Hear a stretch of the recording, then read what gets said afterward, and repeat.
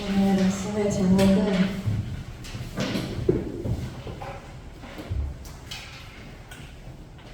시대 살릴 그루터기입니다.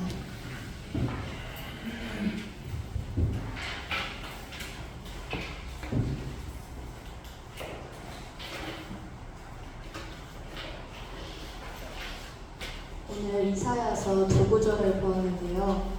앞에 읽었던 이사야 6장 13절, 여기에 밤나무 상수리나무가 배임을 당하여도 그 그루터기는 남아있는 것 같이. 그루터기가 뭐냐? 영어로는 렘넌트, 하나님이 주신 의미로서는 남은 자입니다. 그 남은 자가 결국에는 이사야 60장 1절에서 4절 말씀의 사명을 감당할 우리인 줄 믿습니다. 서론으로는 지난 한 달간은 아람 시대에 대해 하나님께서 말씀을 주셨어요. 이제 엘리사, 엘리야, 오바댜, 7천 제자, 그렇게 여러 렘넌트들의 말씀을 통해 아람 시대를 보았는데, 이번 이제 9월, 10월 한 달 동안은 바벨론 시대를 주께서 말씀으로 허락하셨습니다. 이 바벨론 시대는 포로된 시대였어요. 그래서 오늘은 이사야 선지자를 통해 하나님께서 포로가 될 것을 미리 말씀으로 예언을 하셨는데, 이사야 1장 4절에서 8절을 보면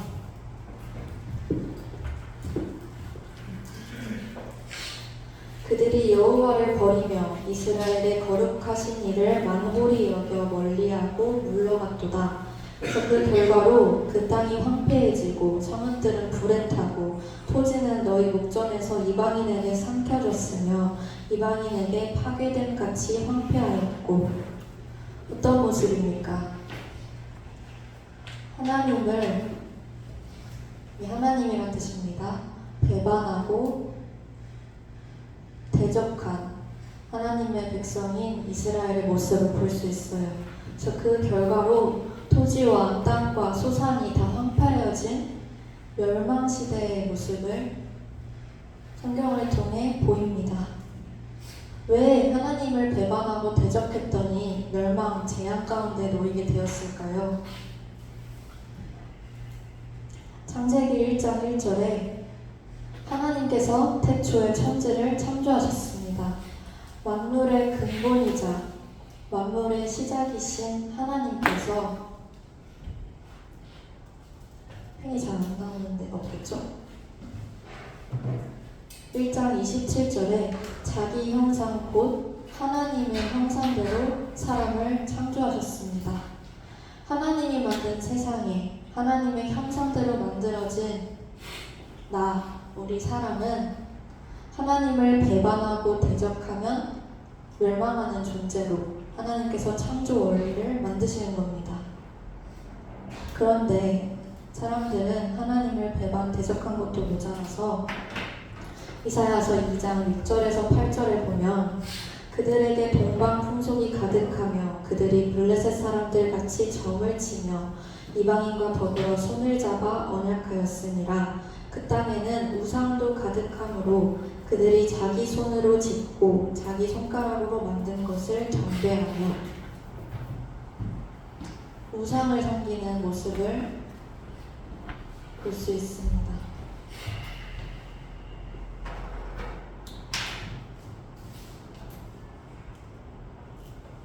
하나님께서는 출애굽기 20장 4절에서 5절에 보면 너희는 그것들에게 절하지 말고 섬기지 말아라. 즉 절대로 우상 숭배하지 말아라. 그러면 너희들은 그 저주는 3, 4대까지 대물림 될 것이다. 분명히 말씀하셨어요. 고린도전서 10장 20절에도 보면 무릇 이방인이 제사하는 것은 하나님께 제사하는 것이 아니라 귀신과 교제하는 것이니 나는 너희가 귀신과 교제하는 자가 되기를 원하지 않는다. 우상 숭배하지 말라고 하셨는데 이스라엘 백성들은 하나님을 배반, 대적하고 우상 숭배하는 바벨론 시대를 살아갑니다. 그렇다면 하나님은 왜 우리에게 바벨론 시대를 통해 이 포로 시대를 말씀하고 계실까요? 이번 한 주 그리고 한 달간 이 부분을 질문해보고 날마다 점검하기를 원합니다. 나의 우선순위. 이스라엘 백성들이 하나님을 떠난 이유는 우선순위가 뒤바뀌었기 때문이에요. 나는 어디에 포로되어 있는가? 나는 지금, 나는 오늘, 나는 이번 주에 어디에 매여 있었는가? 어디에 속해 있었는가? 창세기 3장에 내가 중심되어, 내가 주인되어 포로되어 있지 않았는지, 6장에 눈에 보이는 네피림 시대에 종속되어 살고 있지는 않았는지, 11장에 세상 성공과 세상 인정을 쫓아 포로되어 살아가진 않았는지, 나의 우선순위를 점검해보고 날마다 하나님께로 돌아가야 합니다. 그런데 이 길이, 하나님께로 돌아가는 길이 내 안에 스스로 있지 않아요. 그래서 하나님께서는 언약을 주신 거예요. 여자여손을 보내 너희를 계속 포로로 매이게 하는, 포로로 종속되게 하는 그 마귀의 머리를, 뱀의 머리를 내가 박살내겠다. 너의 우선순위를 빼앗아 창세기 3장, 6장, 11장에 포로되게 한 사탄의 권세를 내가 깨뜨리겠다. 그 이름이 바로 마태복음 1장 21절 예수요. 이는 그들의 백성을 자기의 죄에서 구원할 자입니다. 이분이 바로 베드로를 통해 고백되어진 그리스도입니다. 이 예수 그리스도로 인해서 나의 우선순위를 회복하고 포로된 데에서 해방되는 축복 한 주간 누리시기를 바랍니다. 이 은혜를 받은 우리가 이제 본론으로 알아야 될 것은 포로된 시대를 살릴 희망이 오늘 제목인 그루터기 남은 자입니다. 그런데 이 그루터기가 누구냐? 하나님이 주신 그리스도로 인해 우선순위가 회복되어진 바로 나입니다. 남은 자, 내게 주신 특권이 있습니다. 오늘 이사야서 6장을 보면 알 수 있는데 1절부터 4절에 보면은 주께서 높이 들린 보좌에 앉으셨는데 그의 옷자락이 성전에 가득하여 문지방과 터가 요동하는 것을 이사야 선지자가 보고 예언합니다. 무엇을 말하냐? 온 천하를 다스리는 하나님의 능력, 그 보좌의 능력이 남은 자, 그루터기인 나에게 주신 특권입니다. 왜 주셨냐? 이 포로 시대, 멸망된 시대를 살리라고 우리를 부르셨기에, 그루터기 남은 자로 부르셨기 때문에 하나님의 능력을 하나님께서 우리에게 특권으로, 축복으로 허락하신 겁니다. 그리고 우리에게 무엇을 주셨습니까? 복음을 주셨습니다. 이사야가 이 보좌를 보고 나서 두려워 하나님께 고백합니다.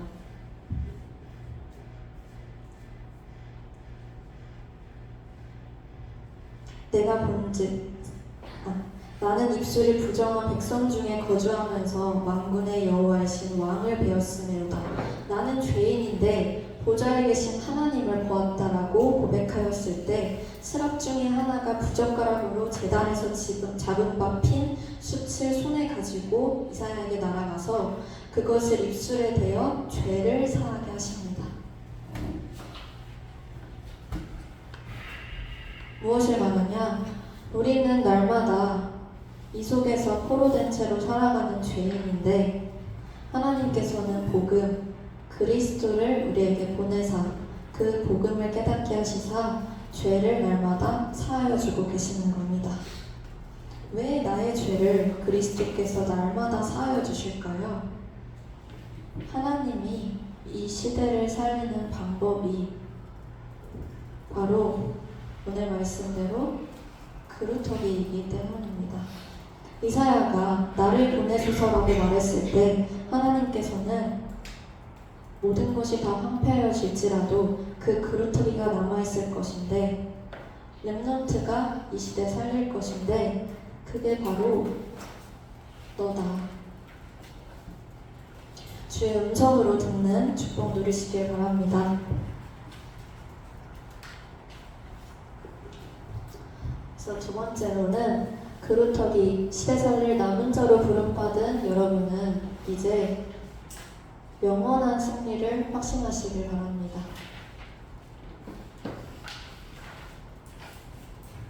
이사야서 40장 1절에서 11절에 보면 풀은 마르고 꽃은 시드나 이 모든 세상 것들은 우리가 쫓았던 이것들은 전부 풀과 꽃처럼 마르고 시들고 사라질 것인데 오직 하나님의 말씀은 우리 하나님의 말씀은 영원히 서리라 하라. 영원한 것은 날마다 우리에게 허락하시는 하나님의 말씀밖에 없습니다. 그래서 어디서 영원한 승리를 확신하면 되겠습니까? 내가 영원히 붙잡을 영원한 하나님의 말씀, 이 말씀만 붙잡고 승리를 확신하면 됩니다. 무엇을 영원한 승리로 확신하면 될까요? 이사야 40장 12절에서 26절에 그런즉 너희가 하나님을 누구와 같다 하겠으며 무슨 형상을 그에게 비기겠느냐? 하나님 아닌 다른 것으로는 영원할 수 없습니다. 우상은 숭배하면 반드시 실패하게 됩니다. 내 안에 있는 하나님 아닌 다른 것은 다 패하고 빨리 하나님께로 돌아가서 이 구절에 나온 말씀대로 창조주 하나님의 영원한 능력 붙들고 영원한 승리를 확신하시기를 바랍니다. 어떻게 우리가 영원한 승리를 확신할 수 있을까요? 이사야서 40장 27절에서 31절에 나온 말씀대로 특히 이 31절에 하나님은 곰비치도 피곤하지도 않은 영원한 창조주 하나님이시기에 우리는 그 오직 하나님 여호와만을 앙망하여 독수리가 날개치며 올라가는 것 같이 달려도 곤비치 않고 걸어도 피곤치 않는 새 힘 속에서 영원한 승리를 확신하는 겁니다. 앙망하는 것이 뭐냐? 간절한 마음으로 우러러 바라보는 것을 말합니다. 오직 나의 힘 대신, 나의 능력 대신, 나의 말씀이신 좀 여호와 하나님만 간절히 바라보고 간절히 우러러보는 영원한 승리를 확신하는 한 주간으로 인도받기를 소원합니다. 그래서 결론으로는 이 시대 살릴 남은 자, 그루터기로 부름받은 우리의 사명을 이번 한 주간 언약으로 붙잡아야 합니다. 그래서 먼저 할 것은 서론에 말씀드렸듯이 우리 안에 틀린 것으로, 다른 것으로, 우선순위로 잡고 있던 내 안에 사탄의 견고한 진을 파해야 합니다. 어떻게 이 눈에 보이지 않는 마귀의 견고한 진을 내 안에 있는 다른 것을 무너뜨릴 수 있느냐? 여기 나온 말씀대로 영원하신, 무한하신 하나님의 능력과 말씀 앞에 나의 생각과 마음을 다 사로잡아 복종시키는 서밋타임 3집중을 회복하시기를 바랍니다. 그것이 바로 시대 살릴 그루터기 남은 자인 나의 사명입니다. 그리고 그 빈 곳에 소지된 채로 두지 마시고 빛의 망대를 세워야 합니다. 이사야서 60장 1절에서 22절에 하나님께서 분명한 우리의 사명을 주셨습니다. 마태복음 5장 14절 너희는 세상의 빛이라 산 위에 있는 동네가 숨겨지지 못할 것이요 빛의 주인공이신 예수 그리스도가 우리 안에 오셨기에 그 그리스도로 구원받은 내가 바로 이 세상의 빛입니다. 그래서 하나님은 이사야 선지자를 통해 오늘 우리에게 말씀하셨죠. 일어나라, 빛을 발하라. 이는 내 빛이 이미 우리 위에 임하였기 때문에, 여호와의 영광의 빛이 우리 위에 이미 임하였기 때문에, 내가 하나님이 불러주신 빛이기 때문에 우린 일어나 빛을 발하기만 하면 됩니다. 그리고 이사야 60장 22절에 그 작은 자가 천을 이루겠고 약한 자가 강국을 이룰 것이라. 우리가 작은 자 같을지라도, 약한 자가 맞을지라도 때가 되면 나 여호와가 속히 이루리라. 우리의 연약과 부족과 상관없이 이미 어쩌면 다 아시고 우리를 남은 자로 부르셨습니다. 왜? 그게 하나님의 방법이기 때문에. 그래서 이미 남은 자로 부르셨을 때 우리의 능력과 부족과 상태와 상관없이 전 세계 살릴, 시대 살릴 절대 계획을 가지고 부르신 겁니다. 그렇기 때문에 우리는 날마다 내 안에 틀린 것을 무너뜨리고 하나님의 말씀을 가지고 나가면 됩니다. 이러한 우리를 하나님께서는 파수꾼이다. 이사야 62장에 성벽에 파수꾼을 세워 종일 종량 쉬지 못하게 해라. 나의 24를 회복하세요. 누구나 24시간을 살아가는데 우리는 그 불신자 써니까지도 상대하고 능히 살릴 파수꾼입니다. 남은 자입니다. 나의 부족과 연약과 상관없이 빛으로 구원받은 빛이 내 안에 이미 임하여 있는 우리는 파수꾼입니다. 그렇다면 나의 24는 오직 나의 주 대신 하나님만 바라보고 그 하나님을 구하는 24로, 모든 것을 기도로 바꾸고 응답으로 누리는 24로 한 주간 도전하고 회복하게 되기를 기도합니다. 왜 그러냐? 하나님은 24 쉬지 않으십니다. 하나님은 24 나를 주목하고 나를 축복하고 계십니다. 그 하나님께 나의 24를 드릴 수 있는 영원한 파수꾼의 축복을 누리게 되길 바랍니다. 그래서 우리의 진짜 목표, 진짜 삶의 이유인 하나님의 소원, 237 5천 종족 살리는 세계복음화의 플랫폼 축복을 누리시기를 바랍니다. 플랫폼이 뭐냐? 찾아오는 축복이에요. 제가 어느 순간부터, 제가 어릴 때는 전도하는 게 부담되지 않았거든요. 근데 어느 순간부터 전도가 뭔가 해야 되는 것 같고 약간의 부담을 느끼고 어려움을 느끼고 내 성격이 약간 장벽처럼 느껴지고 했었는데, 이 플랫폼 말씀을 들으면서 그게 아니구나, 하나님은 나를 이미 빛을 임하게 하셨고 나의 연약과 상관없이 파수꾼으로 세우셨는데, 나의 24를 오직 하나님께 드리고 있을 때 하나님은 전 세계 살릴 나를 마음대로 플랫폼으로 축복하시는 거구나. 우리가 있는 곳에서 나의 업에 당연하게 충실하고 열심히 하나님께 집중하며 누리고 있을 때 찾아오는 축복을, 만민을 위해 기치를 드는 응답을 하나님은 허락하실 겁니다.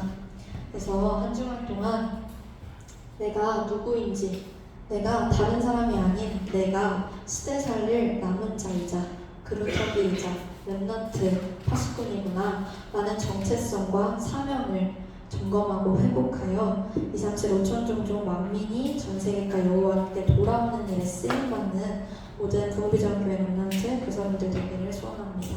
기도하겠습니다. 하나님 아버지, 감사합니다. 나는 연약하고 부족하나 전능하신 하나님이 나의 주, 나의 망대 되셔서 이 시대 살릴 파수꾼으로 불러주시니 감사합니다. 한 주간 동안 나의 정체성을 날마다 확인하고 나의 사명을 날마다 누리는 현장에서의 증인이 되게 하여 주옵소서. 시대 살릴 자가 나라고 불러주셨사오니 남은 자의 축복을, 남은 자의 언약을 놓치지 아니하도록 날마다 하나님께 집중하고 엎드리는 서밋타임이 한 주간 회복되게 하여 주옵소서. 모든 영광 주께 돌리며 예수 그리스도 이름으로 기도합니다. 아멘.